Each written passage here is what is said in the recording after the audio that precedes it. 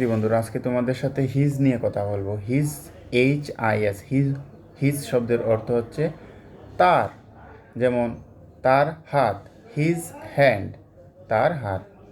তার বাড়ি, his home, তার গাড়ি, হিজ কার। তার ল্যাপটপ, হিজ ল্যাপটপ। তার বই, হিজ বুক।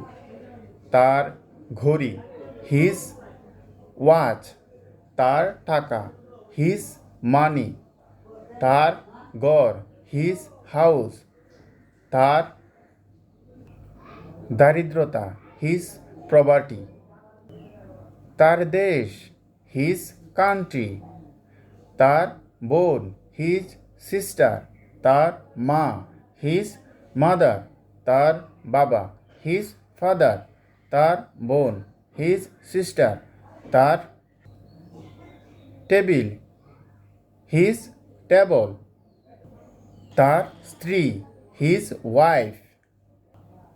তার সময়, হিজ টাইম। তার গল্প, হিজ স্টোরি। তার মোবাইল, হিজ ফোন। তার টিভি, হিজ টিভি বা টেলিভিশন। তার টেলিভিশন, হিজ টেলিভিশন। তার পরিবার, হিজ ফ্যামিলি। তার দায়িত্ব, হিজ ডিউটি। তার খাবার, হিজ ফুড, তার রান্না।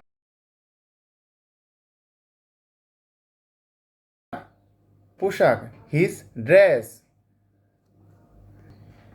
তার পানি, হিজ ওয়াটার। দুধ, হিজ মিল্ক। তার হাত, হিজ হ্যান্ড। তার নাক, হিজ নোজ। তার দাঁত, হিজ টিথ। তার মুখ, হিজ ফেস। তার চোখ, হিজ আই। তার চুল, হিজ হেয়ার। তার মুখ, হিজ ফেস।